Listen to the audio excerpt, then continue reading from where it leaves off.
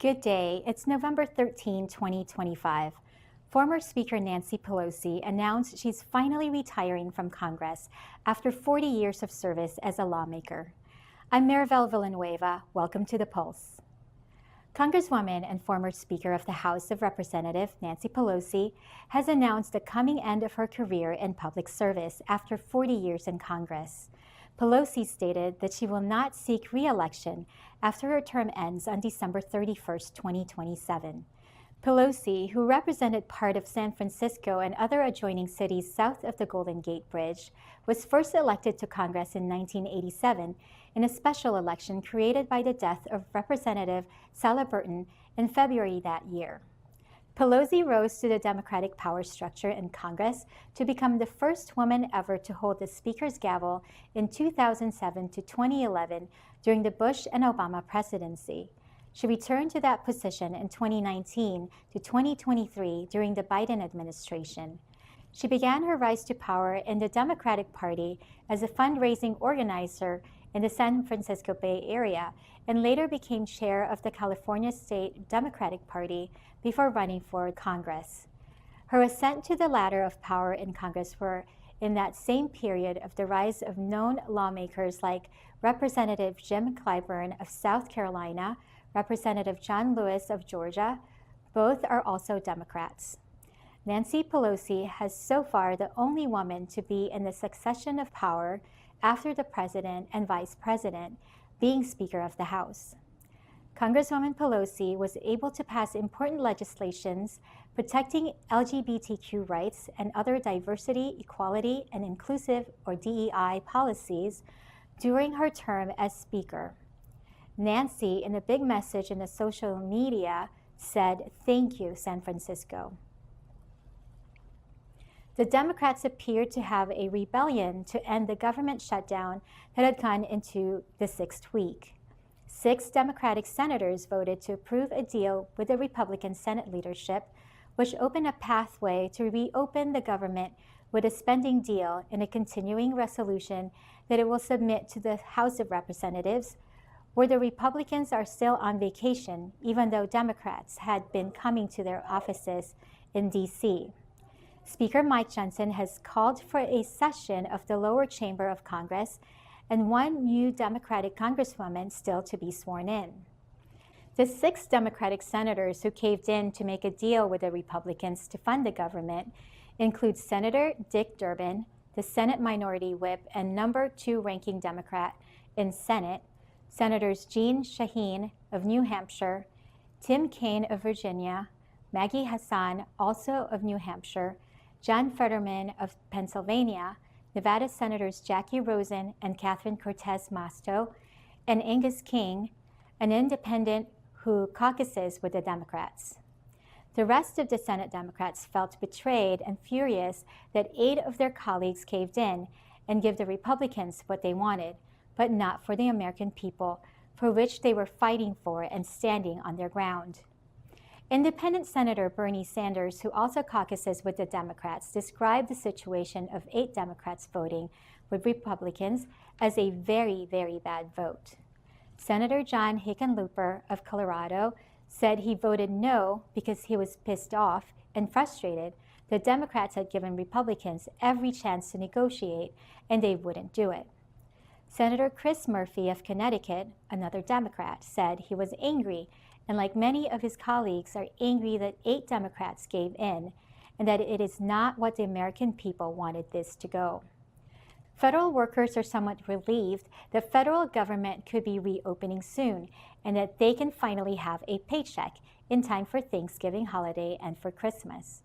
The spending bill that the Senate passed could fund the government until January 6, 2026, without any guarantee for continuation of subsidies for health insurance premium under the Affordable Care Act, or Obamacare.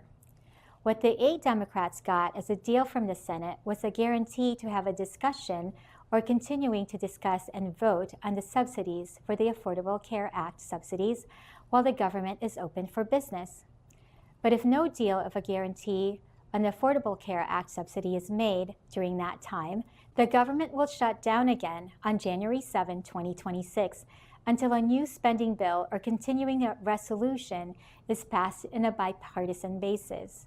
In essence, this is yet another temporary fix for the government to be open until January 6, 2026.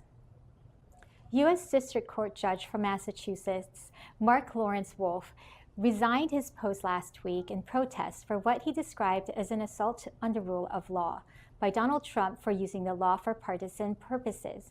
In an essay in The Atlantic, where he announced his resignation, he said that he can no longer keep silent. Judge Mark L. Wolf, who was a Reagan appointee, said he is resigning so that he can already speak out because judicial ethics forbids judges to speak their mind publicly. Trump's DOJ has been seen by the public as serving as the president's own lawyer, prosecuting his enemies or perceived enemies, just like former FBI Director James Comey and New York Attorney General Letitia James, who prosecuted Trump in the New York case. Many legal observers calls it revenge prosecution and retribution by Trump, which had never been done by any U.S. president. Kilmar Abrego Garcia, whom the media describe as the poster boy of Trump's deportation program, will be deported to Liberia, according to the Justice Department. DOJ attorneys under the direction of Attorney General Pam Bondi are asking a federal judge to dissolve an order blocking his deportation to Liberia, saying that they have cleared all the hurdles needed to send the El Salvadorian immigrant to Liberia. Kilmar Abrego Garcia's case became sensational when Immigration and Customs Enforcement agents arrested him in an immigration court for his monthly reporting to an immigration judge. Then he was deported to El Salvador, a country he fled from for fear of his life from the MS-13 gang. A federal judge ordered the Trump administration to bring him back because he was on a protected status by an immigration judge since a few years earlier. After several weeks of fighting with the judiciary branch, the Trump administration complied of his return to the U.S. soil, only to be arrested upon his arrival in Tennessee to face charges of human smuggling. He was transferred to Maryland from Tennessee to get a habeas corpus hearing before Judge Paulasinis. Then they transferred Kilmar Abrego Garcia to an ICE detention facility in Pennsylvania, where during that time the DOJ announced he will be deported to Liberia, a country in northern Africa where he has no connection whatsoever. But Judge Paulasinis was looking for a definitive answer from the Justice Department if a guarantee exists that Kilmar Abrego Garcia will not be deported back to El Salvador by the government of Liberia. The legal battle continued between the Trump administration and the lawyers who are representing Kilmar Abrego Garcia and had gained the interest and support by several immigration rights organizations, including the American Civil Liberties Union. We're going to take a commercial break. Please stay tuned for more.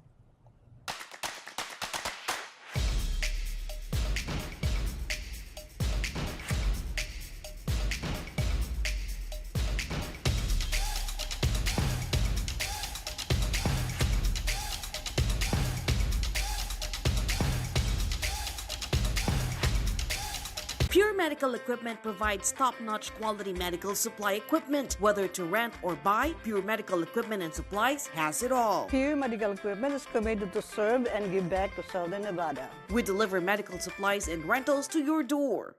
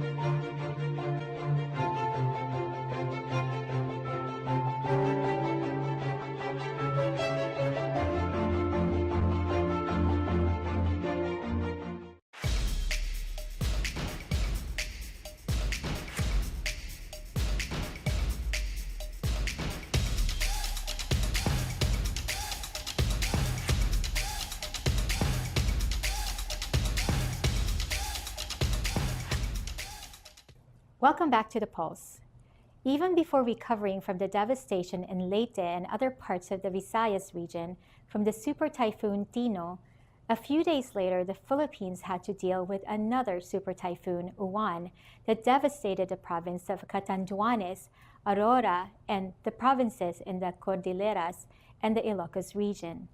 Typhoon Uwan, with strongest wind gusts when it made a landfall of 195 kilometers per hour to 215 kilometers per hour, caused massive damage and affected the lives of 1.4 million people.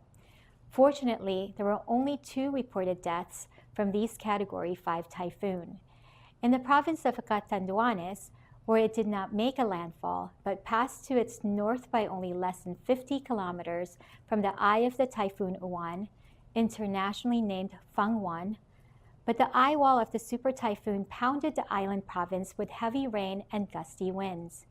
Sources on the ground when the typhoon hit described a near visibility 0 due to heavy rains and wind gusts that damaged houses and light structures, and flying debris was everywhere as it hit Virac, Catanduanes, early afternoon on Sunday, November 9th.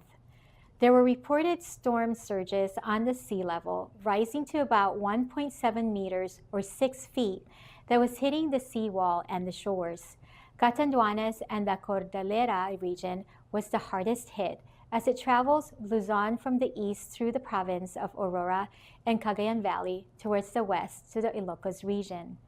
Philippine authorities have updated the death count to 18 in the Super Typhoon Uwan episode.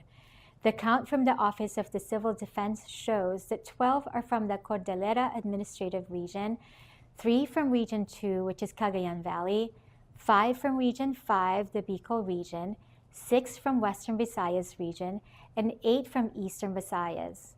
Most of the casualties were from death caused by landslides, drowning, electrocution, and falling debris. The National Disaster Coordinating Council said that cooperation by the residents in affected area during the preparation before the landfall was very good, and people were compliant to local government's advice to evacuate to safer areas or to the evacuation centers. And local and national government already have relief supplies strategically in place before the typhoon hit for more rapid distribution after the typhoon had passed. The current estimate on displaced and affected population is now 2.4 million individuals, or 653,000 families, many of whom are in 11,000 evacuation centers. The Philippine government has received reports that the International Criminal Court has issued a warrant for the arrest of Senator Ronald Bato de la Rosa, who was a former chief of police in Davao City before becoming President Duterte's chief of the Philippine National Police. It was during his tenure of the now Senator de la Rosa as PNP chief of the Philippines where thousands were allegedly killed in extrajudicial killings or suspected drug users and drug dealers, which has been condemned by human rights groups worldwide. President Rodrigo Duterte has publicly spoken before an inquiry in a Senate committee admitting to his instruction to the police to encourage suspects to draw their guns so that cops can kill them. The former president, who has now been charged by the ICC in The Hague in Netherlands with crimes against humanity for multiple murders while mayor of Davao City and while president of the Philippines during his war on drugs, known in an infamous moniker as Dokang, where most of the alleged victims were merely users rather than drug dealers. As reported by the Philippine Star newspaper, the Philippines Justice Department is still verifying the existence of the warrant issued by the ICC, but Chief State Counsel Dennis Arvin Tan said that while the ICC could not compel the Philippines to carry out an arrest warrant due to its withdrawal from the Rome Statute, diplomatic necessity and the principle of reciprocity, which governs relations among nations, might prompt the government to comply. Prosecutor General Richard Anthony Fadulon said he believes it is inevitable to comply with an ICC order. If Senator Bato de la Rosa will be indicted by the ICC, He would likely be the second high-ranking defendant to the case after the former president. Let's take a commercial break, but stay with us for the world news.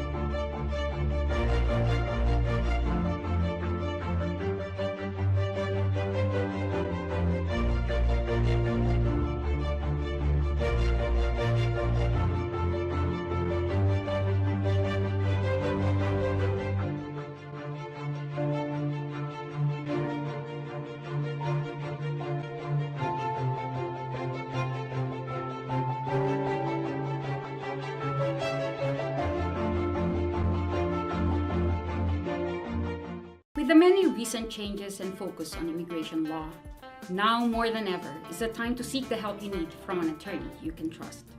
As an immigrant myself, I know the many difficulties and hardships involved in immigrating to this great country. With more than 10 years of experience in handling immigration cases, our firm can provide the necessary answers and solutions to your needs. Call Calderon Law today so we can work together to help you get the peace of mind you and your loved ones deserve.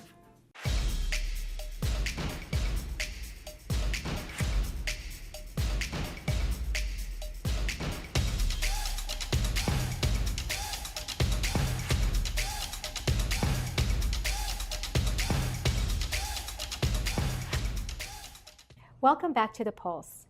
In our world news, according to a report from BBC, Johannesburg's city center is in ruins ahead of the G20 summit. In less than a fortnight, leaders from several of the world's leading economies will meet in Johannesburg, Africa's economic hub, for the G20 meeting. However, just a few kilometers away from the spruced-up, highly protected arena sits a city center that authorities are working hard to beautify and secure. They confront significant obstacles in clearing up more than 100 abandoned buildings, many of which are riddled with garbage and open sewage and have been taken over by criminal groups. There's guns, drugs, prostitutes, everything here, claimed Nelson Katani, a resident of MBV1 in Joubert Park. Neglect and a lack of upkeep have resulted in vandalized public kitchens stripped of their fixtures, while overflowing human waste covers areas of what used to be the washroom. Mr. Katani told BBC Africa Eye that rooms in MBV1 had been hijacked, which is a phenomenon in which criminals take over and control areas or entire residential units in order to collect rent, and in some cases, serve as a platform for unlawful activities.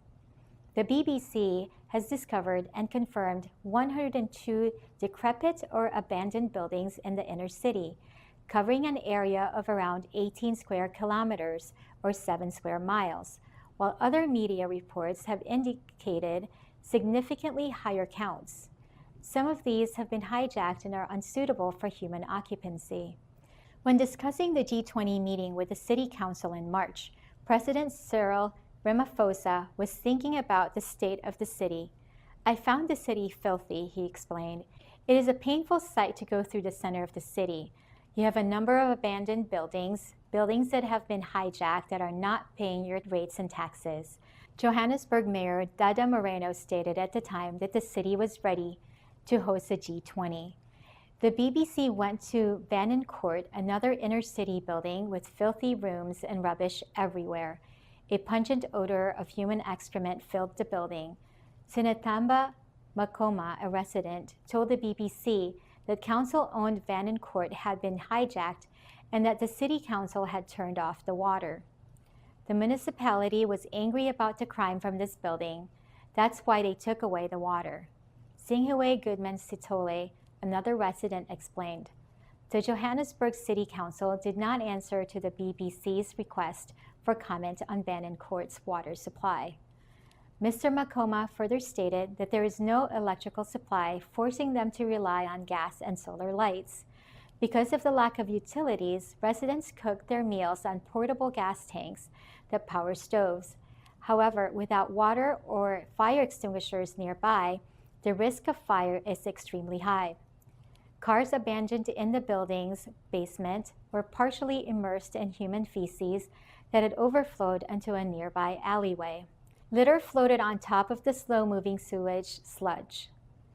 Mr. Magoma showed the BBC a dark, unclean bathroom with a toilet that he claims he flushes by putting a pail of water down. The city's housing problems are not a new phenomenon. Since apartheid and white minority rule ended in 1994, many Black and mixed-race citizens have relocated from outlying townships to the city center to be closer to their workplaces. This massive influx of individuals put a strain on the availability of sufficient housing. Coupled with underinvestment and the departure of many wealthy landlords, this resulted in numerous buildings falling into disrepair, with others becoming havens for illegal activities such as hijacking.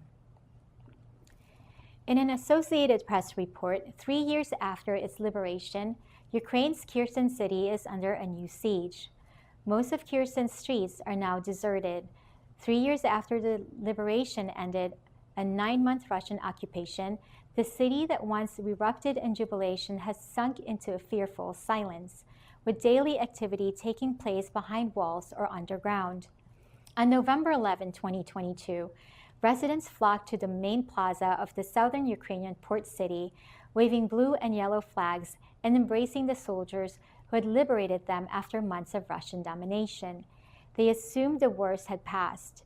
Instead, the war took a different shape. Russian troops regularly strike across the Dnipro River, and drones now patrol the sky above a city with smashed windows and vacant courtyards. Angelina Jolie's recent visit was a welcome morale boost for inhabitants, whose daily struggle to survive was underscored by images of the American actor in a cellar and on a street guarded by small passageways of mesh overhead, which are required to protect humans from drones. Kherson, formerly home to roughly 280,000 people, has become a forgotten stretch of the front line, with explosions echoing daily beneath billboards that still read, "City of Strength, Freedom, and Resilience." Ollas Komuniska's Little Flower Kiosk stands out against Kherson's bomb-scarred city center. Her red and white roses flood from towering buckets, creating a strange explosion of color on a corner that used to draw large crowds but now sees only a few customers. "Hardly anyone buys flowers," she says. "We're just trying to make it through." Komuniskas and her husband planted flowers in the region of Kherson for nearly 30 years. The kiosk is all that remains after their greenhouses were destroyed. She wears a black headscarf to grieve him. He died from a heart issue, but she believes the conflict pushed him to it. Her eyes well up with tears as she speaks about him, and she admits she can't remain long at his grave. "Not more than 5 minutes," she says, explaining that it is due to the drone threat.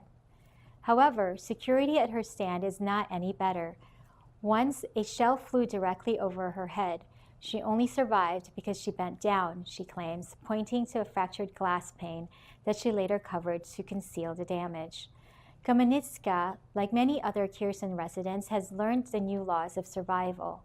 She can identify any weapons by its sound, including artillery, rockets, and explosives, but she believes drones are the deadliest. She now closes early and walks home, squeezed against the walls, occasionally ducking under trees to avoid the drones. She duplicates the sound with a low screaming whine. They're always searching for a target, she says. At night, I walk home and they are above me. You simply ran. Previously, you could hide under trees. Now I don't know where to hide. Her somber visage only breaks into a smile when she recalls the city's liberation. That day was amazing, she adds, repeating it multiple times as if to make it more genuine. CNN reports that Venezuela is launching a massive mobilization nationwide of its personnel, weapons, and equipment in response to U.S. warships and troops in the Caribbean Sea.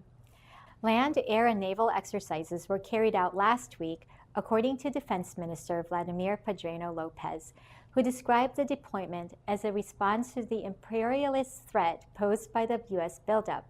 In addition to the military exercises by regular military units, the exercise will involve the Bolivarian militia, a civilian reserve force created during the time of former President Hugo Chavez.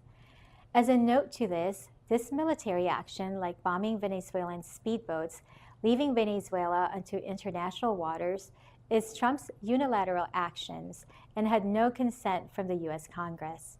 Political observers describe President Trump's action as a way to force a regime change in Venezuela and oust President Maduro from power.